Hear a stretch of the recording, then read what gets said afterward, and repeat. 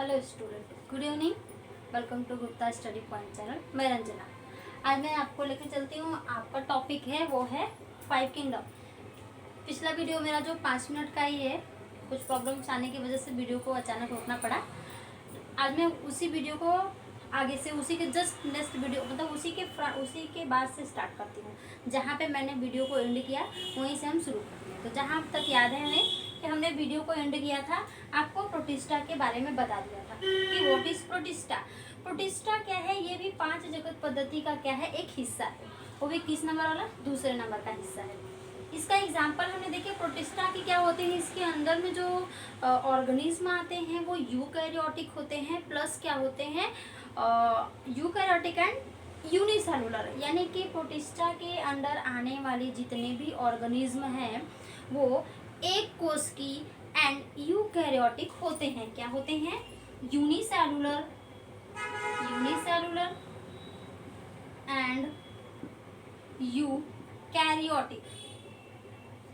ठीक है, unicellular and eukaryotic organism होते हैं। अब आपको पता है कि यूकैरियोटिक का मतलब है कि those cell which are well developed, यानी कि सीधे हम ये कह सकते हैं कि वे कोशिकाएं जिनके पास सभी प्रकार के कोशिका अंगक प्लस पूर्ण विकसित केंद्रक पाए जाते हैं, वो क्या कहलाता है, यूकैरियोटिक कोशिका कहलाता है। प्रोकैरियोटिक में कोशिका जैसा तो होता है लेकिन कोशिका नहीं होता। क्यों? क्योंकि उसके पास जो है आपका केंद्रक नहीं होता है। केंद्रक कोई हम न्यूक्लियोइड नाम देते हैं। ना ही उनके पास क्या है, डबल मेम्ब्रेन बाउंड जो ऑर्गन होते हैं वो भी नहीं होते हैं प्रोकैरियोटिक के पास। ये बात हम आपको बता चुके हैं, बताएंगे तो वीडियो लंबा हो जाएगा। टॉपिक पे जाते हैं। तो ये देखो, एक यूकैरियोटिक कोशिका का मतलब कि वेल डेवलप्ड सेल। ठीक है, इनके पास सभी प्रकार के कोशिका अंगक प्लस केंद्रिका, कोशिका सेल वॉल यानी कोशिका भित्ति, सेल मेम्ब्रेन, जितने भी चीज़ें एक कोशिका एक पूर्ण विकसित सेल में होना चाहिए वो सारी चीज़ें क्या है यहाँ पे पाई जा रही है। उसके बाद देखिए ये तो हो गया यूकैरियोटिक होते हैं। सेकंड, जो ऑर्गेनिज्म होते हैं वो क्या होते हैं, एक ही कोशिका से मिलके बने होते हैं। एक ही कोशिका से मिलके बने होते हैं और ये अपने इसी एक ही कोशिका में अपने जीवन के सभी क्रियाकलापों को क्या है, संपन्न करती हैं। भाई जिसके पास जितना है वो उतने में क्या है, अपने लाइफ को सरवाइव करेगा। तो ठीक यही कंडीशन इनके पास इनके बारे में भी आती है। तो ये हो गया अमीबा, पैरामीशियम और यूग्लिना। ठीक है, प्रोटिस्टा के जगत के क्या है एग्जाम्पल आपके, हमने ये तीनों को देखा। अब देखिए हम बात करते हैं अगर अमीबा की, तो थोड़ा सा स्पेशल फीचर यहाँ पे हम देख लेते हैं, यही पे इंक्लूडिंग कर देते हैं। देखिए अमीबा देखता पूछता है इन तीनों में, यानी कि जो प्रोटिस्टा किंगडम के जो ऑर्गेनिज्म हैं उनके अंदर मूवमेंट के लिए स्पेशल ऑर्गन डेवलप होता है। जैसे हम ह्यूमन बीइंग के अंदर क्या है, मूवमेंट के लिए स्पेशल ऑर्गन है। प्लांट्स के अंदर क्या है, मूवमेंट के लिए ऑर्गन नहीं होता है।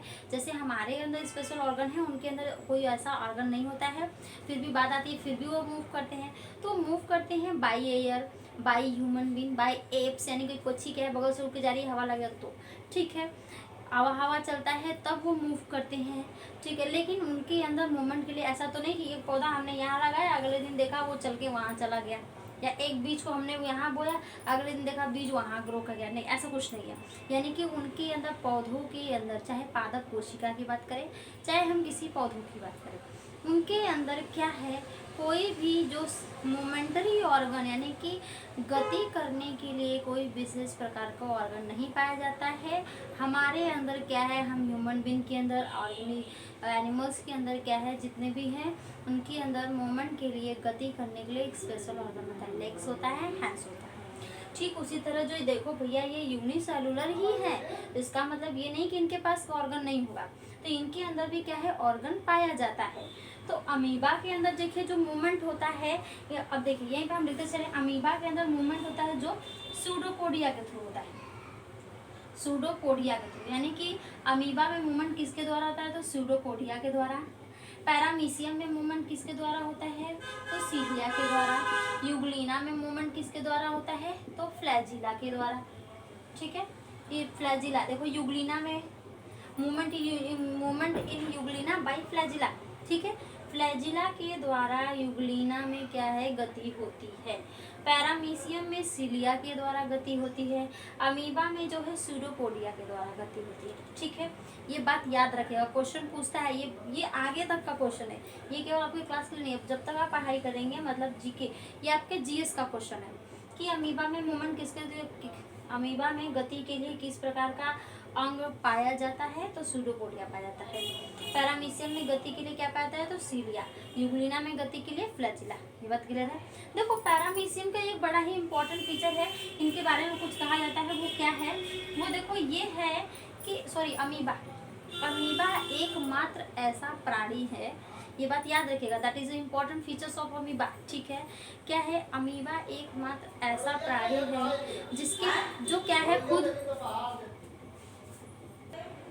ठीक है, तो अमीबा क्या है, एक ऐसा प्राणी है जो भोजन के पास खुद चल के नहीं जाता है। ये बात याद रखिएगा, अमीबा भोजन के पास खुद चल के नहीं जाता है, भोजन इसके पास खुद चल के आता है। हम क्या है भैया, हमें खाना है, जिंदा रहना है, एनर्जी चाहिए, अपने जीवन को बनाए रखना है, तो हमें भोजन चाहिए। उसके लिए क्या है, हम काम करेंगे, काम करके बिना क्या है काम किए, तो इनके अंदर देखिए गति के लिए क्या है, सूडोपोडिया, ये फूड के पास खुद चल के नहीं आता है, भोजन इनके पास स्वयं क्या है, चल के आता है। प्लस इनके अंदर देखिए सूडोपोडिया, सूडोपोडिया को हिंदी में क्या बोलते हैं, कूटपाद। क्या बोलते हैं, कूटपाद। तो देखो पाद का मतलब होता है पैर, पाद यानी कि पैर, कूट यानी कि झूठा, यानी कि लाई, कहते हैं ना झूठा। तो ऐसे प्राणी, इस अमीबा के अंदर क्या है, झूठा पैर यानी कि कूटपाद। कूटपाद को ही हिंदी में बोलते हैं झूठा पैर, इसको इंग्लिश में बोलते हैं सूडोपोडिया। अब झूठा पैर यानी कि देखो अभी कुछ है, बाद में कुछ है, कुछ और है। तो ये बात सबको पता है कि अमीबा के बारे में जान लीजिए कि अमीबा का आकार और आकृति दोनों ही निश्चित नहीं होती है, ना ही इसका आकार निश्चित होता है, ना ही इसकी आकृति निश्चित होती है। ठीक है, अमीबा की आकार और आकृति दोनों ही निश्चित नहीं होती है, पहला बात। दूसरा, ये भोजन इसके पास क्या है, खुद चल के आता है। तीसरी बात, इनके अंदर क्या है, इसका आकार और आकृति दोनों ही निश्चित नहीं होता है, भोजन इसके पास खुद चल के आता है। प्लस तीसरा क्या है, इसके गमन क्या है, सूडोपोडिया के द्वारा होता है। ठीक है, अगर देखिए इसके शेप एंड साइज की बात करें तो कुछ ऐसा होता है, अमीबा का शेप एंड साइज कैसा होता है, अभी हम बता रहे हैं। देखो जैसे हम बोलते हैं खाना खाने से पहले इसका शेप सपोज दैट कुछ ऐसा है, नॉर्मल। ठीक है, जब ये खाना ले रहा है तो इसका सब पोजीशन कैसा, ऐसा। आफ्टर ईटिंग द फूड, इसके अंदर क्या है, कुछ ऐसा जनरेट होता है। तो देखो जैसे ही इसके पास, देखो ये अमीबा है, इसके अंदर क्या होता है, न्यूक्लियस, आपका वैक्यूल्स, ठीक है, और भी मटेरियल सारे होते हैं। तो अमीबा की बात करें तो देखो पहले नॉर्मल पोजीशन पे, ठीक है, लेकिन जब इसके पास फूड चल के आता है तो फूड देखो भाई ये इंगल्फ करेगा, तो इसके अंदर क्या है, ये दबेगा। ठीक है, तो जब ये पोजीशन ऐसे इंगल्फ करके ऐसे दबेंगे तो देखो कुछ जनरेट हो रहा है, ये देखो कुछ जनरेट हो रहा है। तो जो ये जनरेट हो रहा है, इस जनरेशन जो ये जनरेट हो रहा है, इसी को ही हम क्या नाम दे रहे हैं, सूडोपोडिया। हुआ कुछ जनरेट, तो जो ये हमारा जो जनरेट हो रहा है, तो उसके अंदर देखिए ये क्या है, आपका जनरेट हो रहा है। तो ये जो ये निकल रहे हैं, इसी को ही हम क्या बोल रहे हैं, सूडोपोडिया। और इसी सूडोपोडिया के द्वारा ये देखो फूड पार्टिकल क्या है, अंदर चल के क्या है, इंगल्फ करेंगे। भोजन जब चल के आएगा तो प्रेशराइज करेगा, तो जैसे ही प्रेशर होगा, ज़्यादा प्रेशर होगा तो फूड पार्टिकल अंदर आएगा। उसके बाद क्या है, ये दूसरा रूप लेगा आफ्टर ईटिंग द फूड। ठीक है, ये कुछ ऐसे पोजीशन में आएंगे। तो यही क्या रहता है कि देखिए ना, तो इनका खाने से पहले से कुछ पता था, ड्यूरिंग ईटिंग नहीं डिसाइड था, आफ्टर ईटिंग ये भी नहीं, before eating, during eating the food and after eating the food. Shape and size देखिए कुछ भी क्लियर नहीं है, नॉट डिसाइडेड। इसीलिए क्या है, इनका शेप और साइज डिसाइड नहीं होता है। और जो जनरेट होता है, एक पैड क्या होता है, लेग लाइक स्ट्रक्चर जनरेट होता है, उसी को ही हम क्या बोलते हैं, सूडोपोडिया। ठीक है, अब ये सूडोपोडिया ही, इसीलिए इसको कहा जाता है कि अमीबा में जो गमन है सूडोपोडिया के द्वारा होता है। बात समझ में आ गई। तो ये हो गया आपके अमीबा की बात करते हैं। नेक्स्ट अपन बात करते हैं पैरामीशियम की। ठीक है, तो देखिए पैरामीशियम की बात करें तो पैरामीशियम क्या है, सबसे पहली बात क्या है, स्लीपर लाइक स्ट्रक्चर। सीधे क्वेश्चन पूछा, चप्पल के आकार की आकृति नुमा एक जीव का नाम बताइए, तो वो है पैरामीशियम। पैरामीशियम में जो गमन होता है सीलिया के द्वारा होता है, ठीक है। ये समुद्री जीव है, तो सीलिया के द्वारा इनके के अंदर क्या है, गमन होता है और इनका आकार चप्पल के आकार की होती है, ठीक है। ये एक कोष की जीव होता है। कुछ अगर शेप की बात करें तो आपको पता होना चाहिए इनका शेप ये कैसा है। नेक्स्ट अगर हम बात करते हैं तो अब बात करेंगे यूग्लिना की, ठीक है। तो यूग्लिना में गमन सबको पता है किसके द्वारा होता है, तो यूग्लिना में गमन क्या है, फ्लैजिला के द्वारा होता है, बाई फ्लैजिला, ठीक है। ये हो गया यूग्लिना की बात कर लिए। नेक्स्ट अगर हम बात करें अब कि यूग्लिना को लेके एक और भी इम्पोर्टेंट बात आती है जब हम यूग्लिना की बात करते हैं। देखिए यूग्लिना को पादप और जंतुओं के बीच की कड़ी कहा जाता है। क्वेश्चन पूछता है कि किस जीव को जंतु जगत और पादप जगत के बीच की कड़ी कहा जाता है, तो वो है यूग्लिना, ठीक है। क्यों, देखो यूग्लिना के अंदर euglena have a some amount of chlorophyll, euglena have a some amount of chlorophyll, so they show autotrophic mode of nutrition in the daytime, ठीक है। they show autotrophic mode of nutrition in the daytime because आपको पता है क्योंकि दिन में क्या होता है, सन की उपस्थिति होती है। सो इसलिए इसको देखो दिन में ये क्या है, वो पौधों जैसा कैरेक्टर शो करता है, रात में इसके पास क्लोरोफिल नहीं होता तो heterotrophic mode of nutrition show करता है। इसलिए प्लस उससे भी बड़ी बात जो आती है वो ये है कि यूग्लिना के पास क्या होता है, सेल वॉल होता है, ठीक है। अब सेल वॉल बात की सबको पता है, सेल वॉल क्या है, एक नॉन लिविंग कवरिंग है। Cell wall is the outer most covering of plant cells, ठीक है। This is a non living substances and made up by cellulose, chitin, pectin etcetera. तो ये हो गया आपका प्रोटिस्टा जगत, यानी कि प्रोटिस्टा किंगडम क्लियर। नेक्स्ट अब हम बात करते हैं फंगाई की, ठीक है। तो देखो फंगाई की बात करते हैं तो फंगाई जो है ये होता है ये बहुकोष की होता है, ठीक है। फंगाई क्या होते हैं, बेसिकली क्या होते हैं, मल्टी सेलुलर होते हैं, मल्टी सेलुलर होते हैं। बात समझ में आ गई। फंगाई क्या होता है, बेसिकली मल्टी सेलुलर होता है एंड हेट्रोट्रॉफिक होता है, multi cellular plus heterotrophic mode of nutrition. ध्यान से सुनिएगा मेरी बातों को। कवक क्या है, ये परपोषी जीव हैं, ठीक है। ये बहुकोषी होते हैं, बहुकोषी परपोषी जीव हैं। अब परपोषी क्यों है, तो परपोषी इसलिए हैं क्योंकि इनके पास क्लोरोफिल नहीं पाया जाता है, ठीक है। नेक्स्ट बात करते हैं, देखो कवक में क्या है, ना तो जड़ होता है, ना ही तना होता है, ना ही पत्ती होती है। तो इनकी बॉडी कैसी होती है, तो their body structure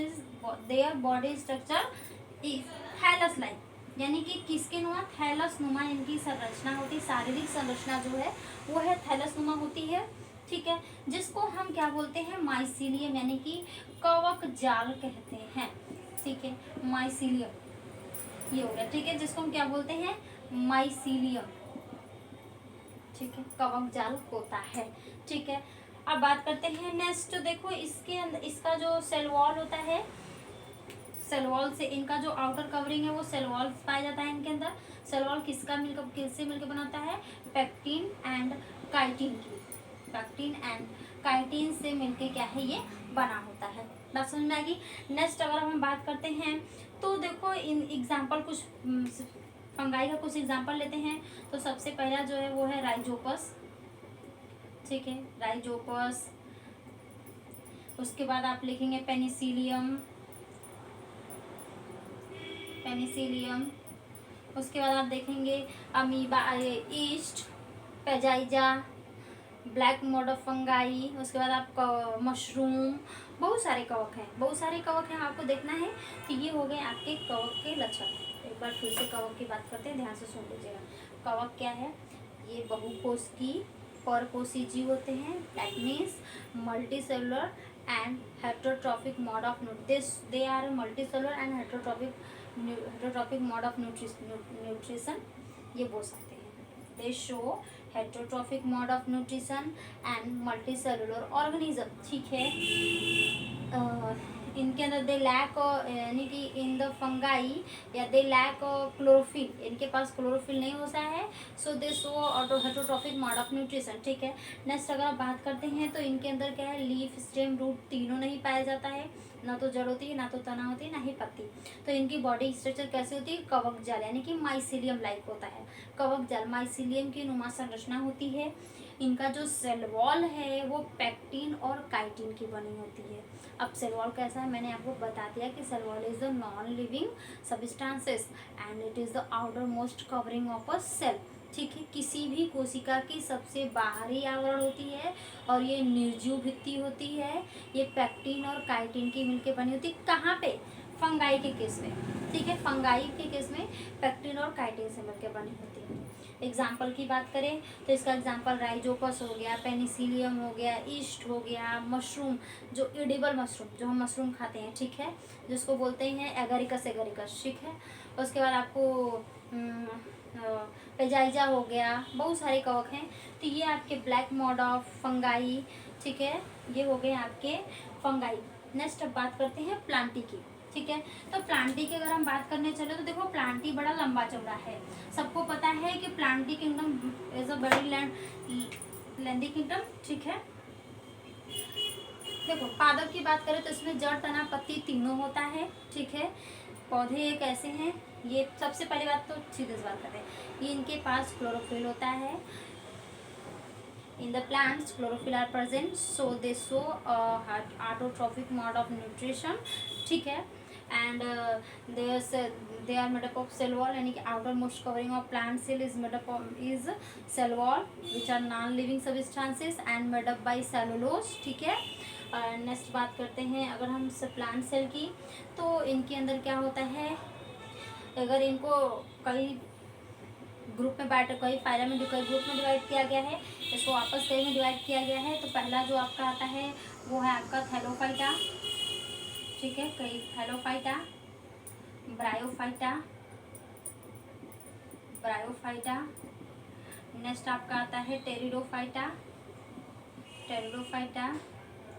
and next आता है आपका जिम्नोस्पर्म, जिम्नोस्पर्म।